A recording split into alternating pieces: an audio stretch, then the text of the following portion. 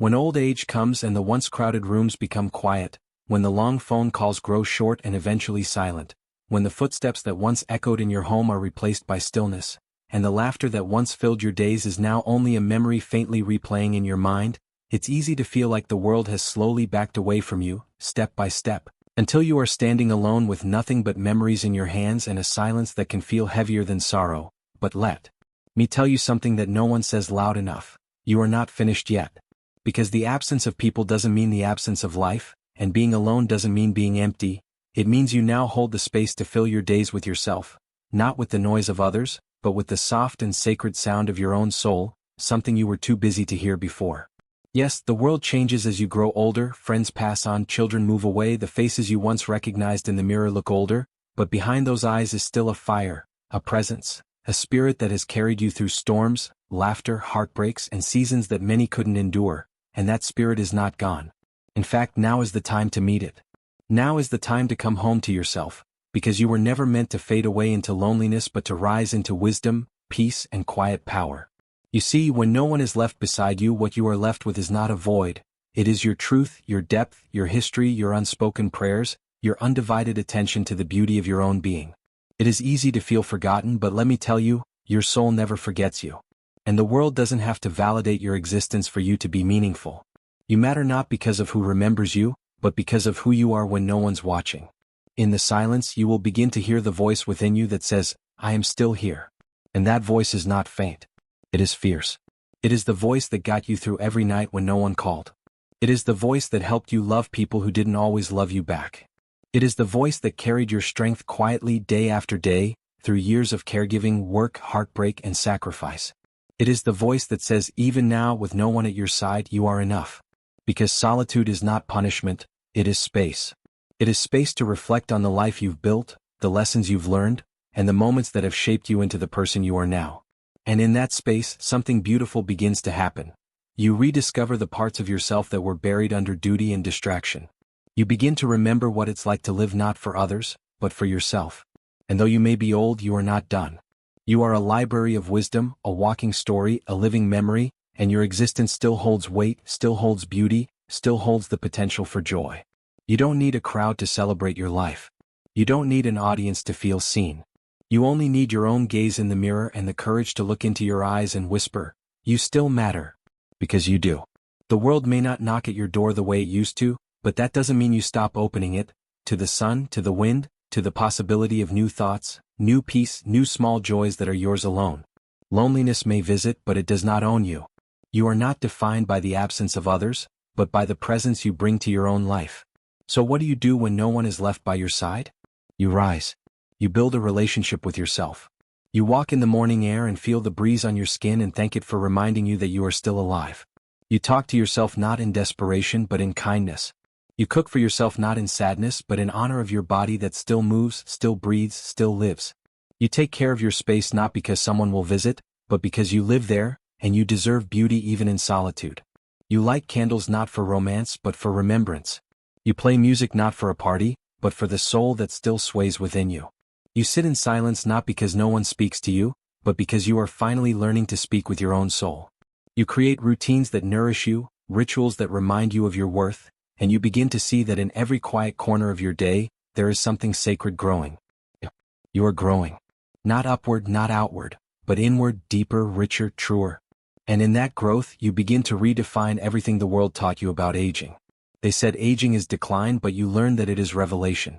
They said old age is isolation, but you discover it is liberation. From noise, from pressure, from pretending. They said no one would care, but you learn to care for yourself in a way that no one else ever could. You learn to sit with grief not as an enemy, but as an old companion who walks beside you, whispering, "You love deeply, and that is why you feel this." You learn to sit with memory not as a trap, but as a gallery of moments that made you real. And in the quiet moments when the world forgets you, you begin to remember yourself more clearly than ever. You realize that you are not just what you gave to others, you are what you are still capable of giving to yourself. Compassion, patience, grace, hope, even joy. You begin to laugh again not because something is funny but because something in you has been released, the pressure to be needed, the fear of being alone, the burden of performance.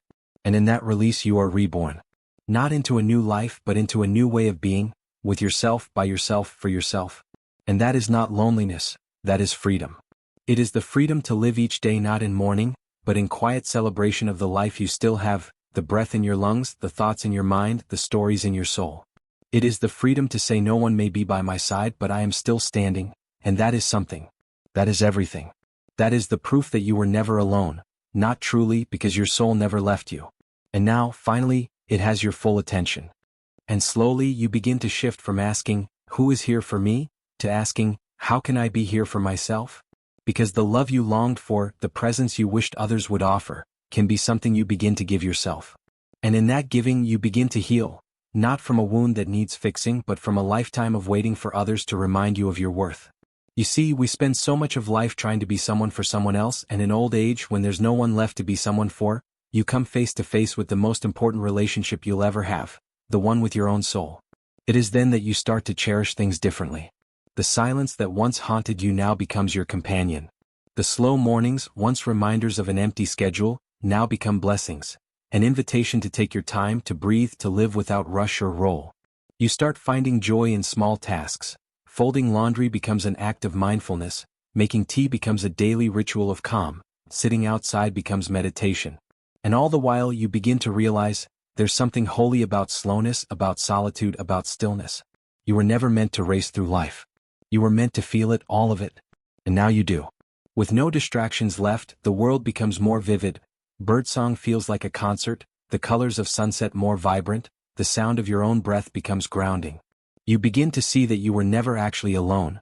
You were just never still enough to notice the life that was around you and within you. Your presence is not less powerful without others. It is more. Because now it is intentional. You begin to do things not out of obligation but out of desire. You walk not to stay fit but to stay connected, with the earth, with the sky, with yourself.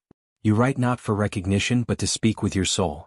You create, you sing, you speak softly aloud because it brings you joy, not because anyone listens.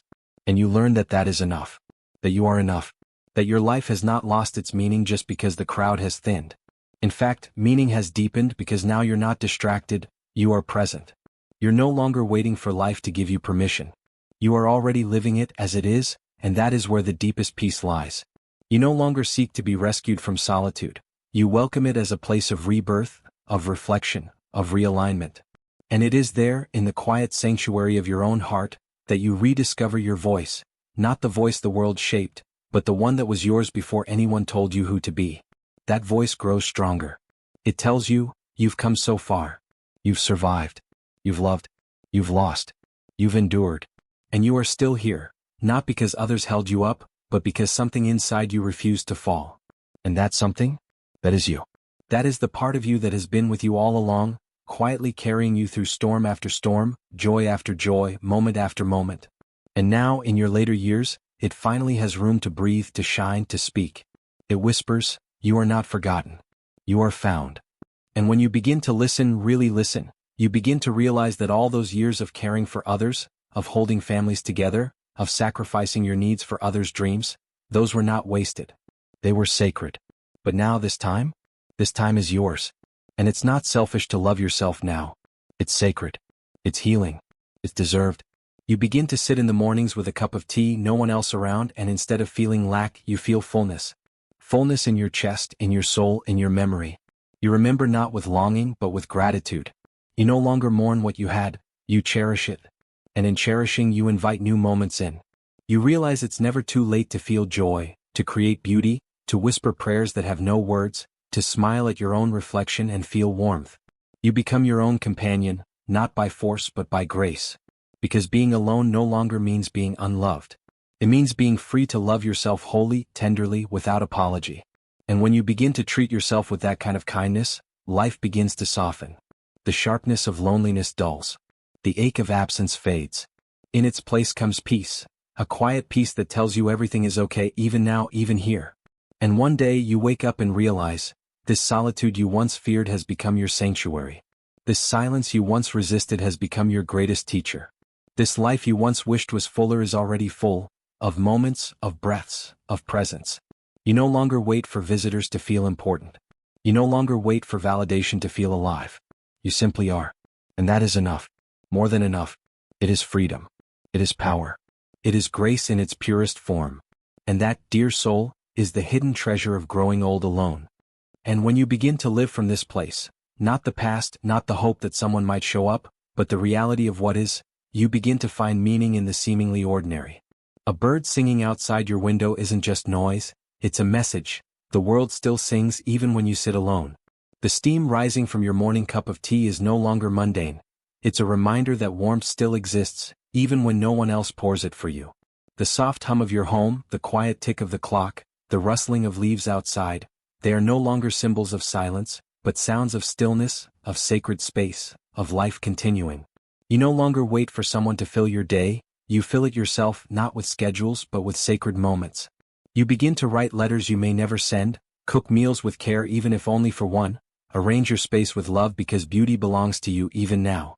You take walks not to reach somewhere but to feel the rhythm of your own steps, to connect with the ground that has always held you.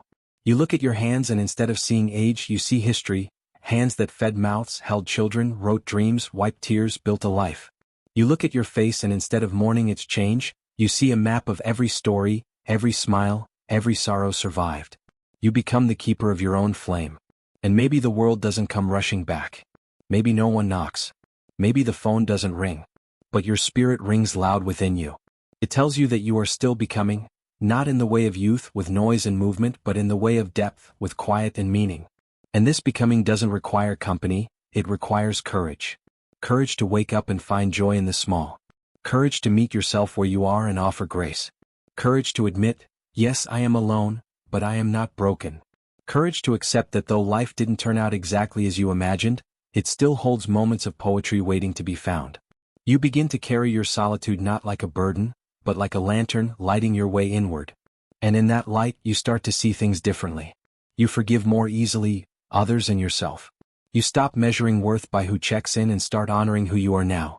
You stop expecting others to make your day and start creating peace in how you fold your blanket, arrange your space, breathe into stillness. And you realize truly, deeply, that your presence is still a gift, to this world, to this day, to yourself. Because even now your life matters. Even now your existence echoes. Maybe not in grand ways. Maybe not in applause or titles or gatherings. But in the quiet ripple of someone seeing your resilience. In the invisible strength that allows another to say, if they can keep going, so can I.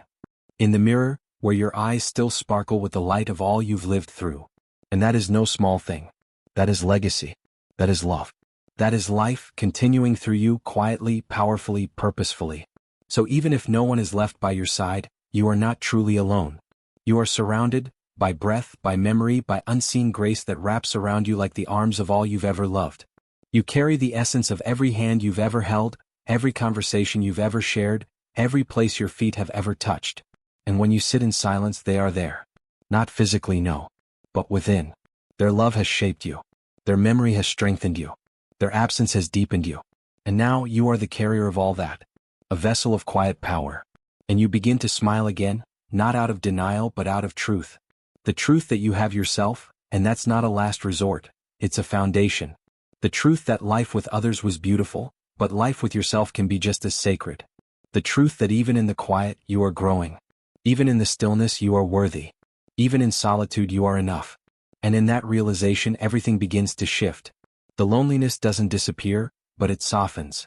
It no longer screams. It sits beside you like an old friend. You learn to nod at it, not fear it. You learn to speak to it, not run from it. And in that space peace grows. Not loud. Not instant. But steady. Sure. Like a sunrise you stopped expecting but that comes anyway, slowly, beautifully, inevitably. You no longer dread the days, you greet them. You no longer resent the quiet, you find music in it. You no longer fear being forgotten, you start remembering yourself fully, deeply, lovingly. And perhaps the most powerful thing is this, you start to live not because someone else sees you but because you do. And that, dear one, is the return to wholeness.